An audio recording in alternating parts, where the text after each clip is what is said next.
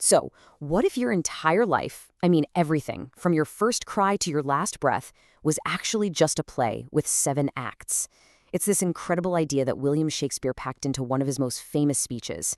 Okay, let's dive into this 400-year-old script and see what it can tell us about our own lives, right here, right now. It all kicks off with this massive, foundational idea. All the world's a stage, and all the men and women merely players. Now, that's not just a nice line of poetry. It's the framework for our entire existence. We get our entrances, we play our different parts, and eventually, we make our exits. And the really amazing part is how he boils down the entire human life cycle into 7 short, super vivid acts. So in this explainer, we're going to walk through this play stage by stage and see how Shakespeare's world translates right into our own. Every great play has to start somewhere, right? So let's begin with the opening acts, childhood. And here it is, the roadmap for our whole journey. Shakespeare gives us this really clear 7-step path: the infant, the schoolboy, the lover, the soldier, the justice, the old man, and then the end. So let's start at the very beginning. Act 1, the infant. And listen, Shakespeare does not pull any punches with our opening scene. He says, "At first the infant, mewling and puking in a nurse's arms." I mean, notice how unflattering that is. Mewling. That's a weak, whimpering kind of cry. He's saying our grand entrance onto the world stage isn't heroic at all. It's just messy.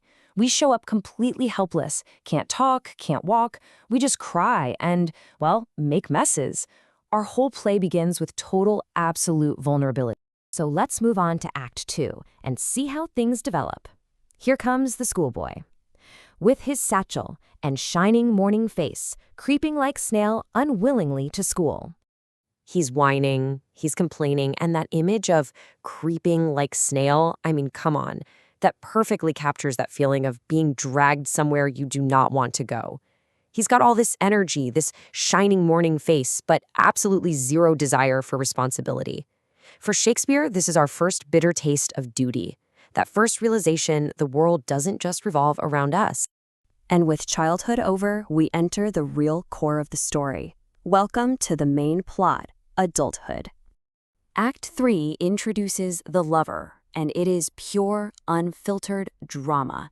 He is sighing like furnace with a woeful ballad made to his mistress's eyebrow. Sighing like furnace. That is such a perfect description of that overwhelming, all-consuming heat of a first love.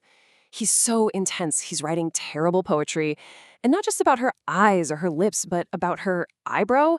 You can tell Shakespeare is gently making fun of this stage. It's a little bit ridiculous, and that's the whole point. At this age, your entire world just shrinks to revolve around one person. And then the tone of the play shifts dramatically. Act 4, the soldier, is all about raw ambition, seeking the bubble reputation, even in the cannon's mouth. That key phrase here is bubble reputation. Just think about that for a second. What's a bubble? It's fragile, it's hollow, and it can pop in an instant. And yet the soldier is willing to risk it all, to literally stare down a cannon for this fleeting moment of glory. He's ambitious, he's hot-headed, and he's driven to make a name for himself, no matter how temporary it might turn out to be. After the heat of battle comes the comfortable wisdom of success. Act 5, the justice. He's full of wise saws and modern instances, and so he plays his part. So this is the character who's basically made it.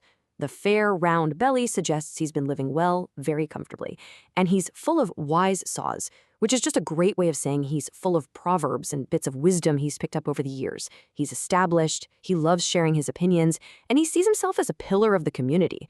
He isn't chasing reputation anymore. He feels like he has it. But, no play can last forever. Now we come to the final, more somber scenes. This is the curtain call, old age. Act 6 shows us the beginning of that inevitable decline. We're introduced to the old man. His youthful hose, well saved, a world too wide for his shrunk shank. And this just brilliantly illustrates the physical decay. It's a poignant story of then versus now. Where he once had this big, commanding voice, now it's a high, whistling sound. The clothes he wore in his prime, his youthful hose, well, they just hang loosely on his shrunken frame now. The powerful soldier and the wise justice, They're fading away into a shadow of who they used to be. And that brings us to the final, haunting scene of the play.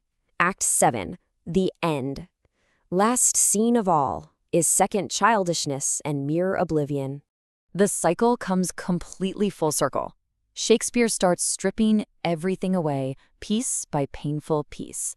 First, he is sans teeth, then sans eyes, and then sans taste. Until finally, he is sans everything.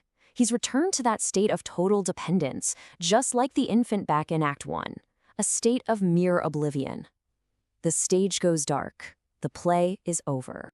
It's powerful and maybe a little bleak, but it's also profoundly human and, well, timeless. And it really just leaves us with a pretty simple question. Looking back at these 7 acts, if life really is a play, which part are you playing now?